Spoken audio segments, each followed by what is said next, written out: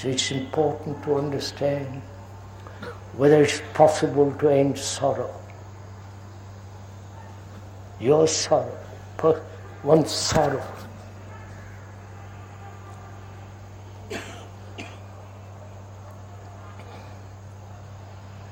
Is sorrow self-pity? Please examine what the speaker is saying. The speaker is telling his friend sitting on the bench, and he's talking about sorrow.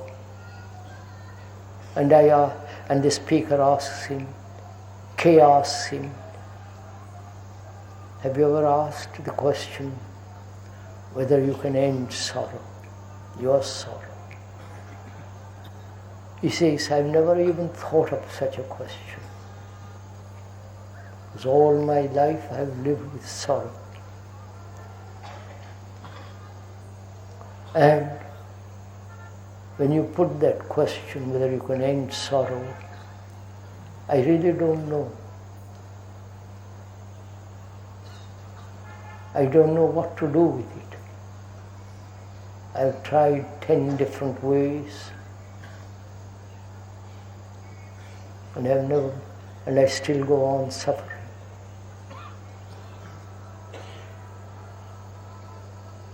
And K is asking him, have you ever asked the question whether sorrow can ever end? He said, no, I've never asked it. And he said, now ask it. How you ask it is important. Whether you are asking it casually or asking it as an escape, or are you seeking a comfort with the ending of sorrow?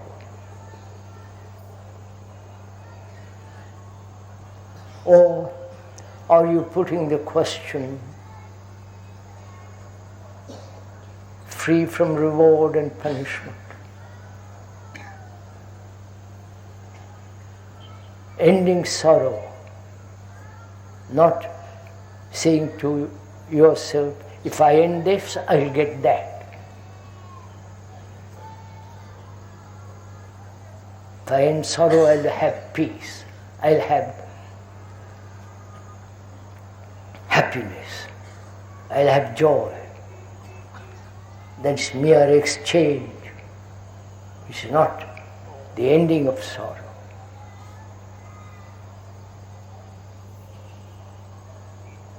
So, K asks the friend, is it self-interest, self-pity, that when you suffer, is it self-pity? He says, partly, yes. Is it the loss of someone who has given you comfort, who has given you pleasure sexually or in different forms of pleasure? He said, yes, partly. Is it that you find yourself lonely because you have lent on that person, been with that person for years, got used to her or him or it? It may be furniture which you have cherished, polished it. An old piece, 13th century furniture. And then you get attached to it. And when that is taken away, you get upset. Is it that kind of suffering you have? You have treated her or him like a piece of furniture, got used to him. You understand? Put all these questions. Don't just go to sleep.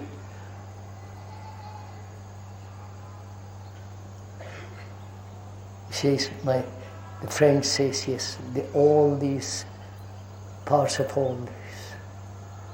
Primarily, I am lonely.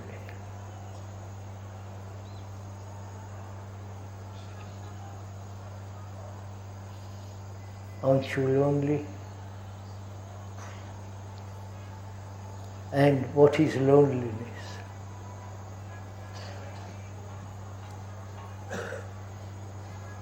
I'm attached to you as an audience.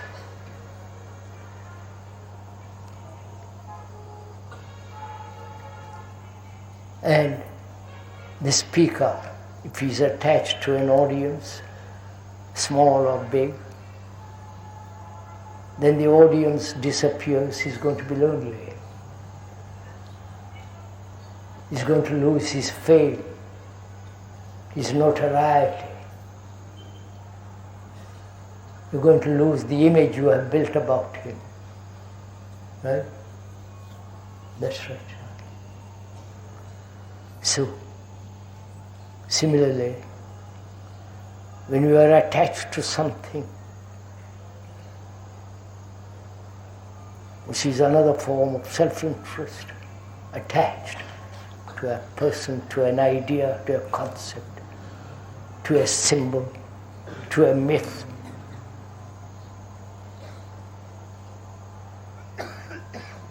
Then when that attachment is torn away from you, you become lonely, depressed, anxious, nervous, break down.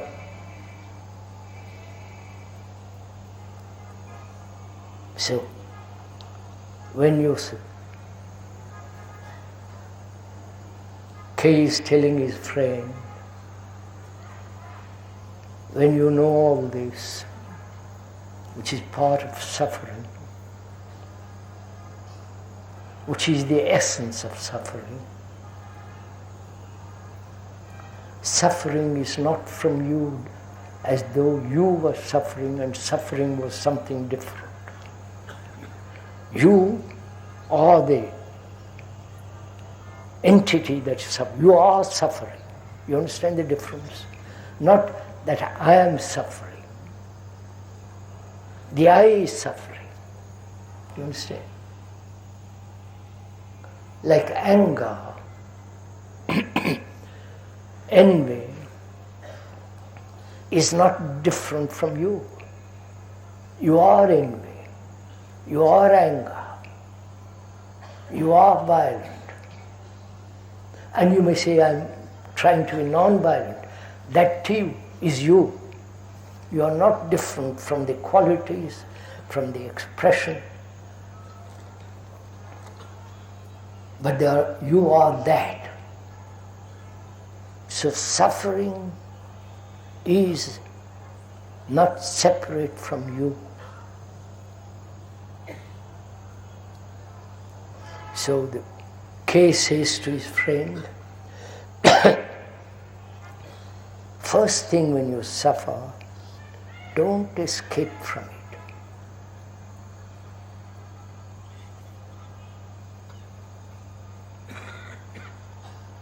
Don't seek comfort in any form. And friends, that's much too difficult. Not to seek some comfort, some consolation,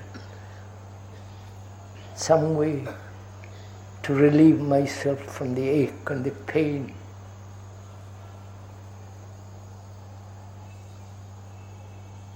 Then you are escaping from the fact. And we have cultivated 1,000 escapes as part of our life.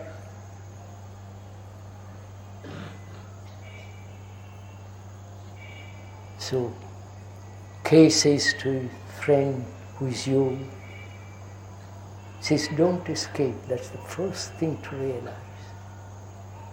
if you escape to something, that something will also, you will lose. And then they begin again. You understand? So don't ever escape. See the fact of the truth of it, the implications of escaping. Then, if you don't escape, don't try to find out the cause of suffering. Because that again is a process of analysis, right? Which is the operation of thought, time. Don't do any of that. But K says to his friend, which is you, remain with sorrow. As you want to remain with pleasure, don't you? So remain with sorrow. Don't ever move from sorrow.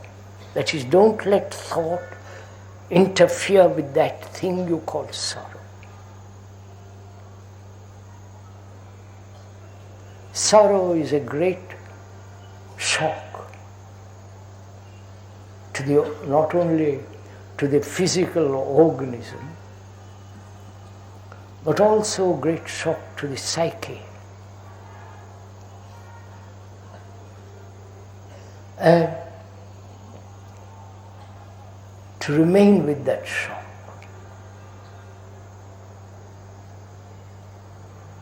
Never trying to transcend it. All that would be the activity of thought. You understand what? It's like having a marvelous jewel in your hand. The more you look at it, the more the beauty of that jewel is revealed. Similarly, if you hold sorrow, never move away from it, then you will see how immense it is, not just sorrow, the pain and the anxiety, but in that observation of sorrow, passion comes.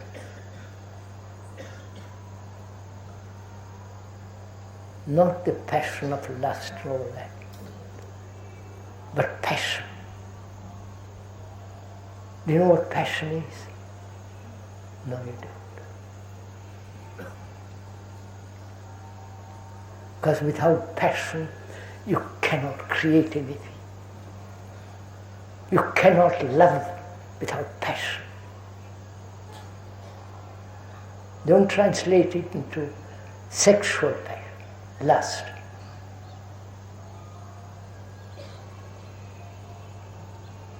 Passion is important.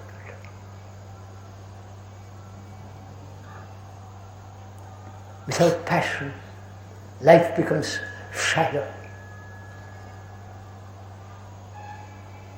And therefore, that which is shallow has no beauty, no love, no passion.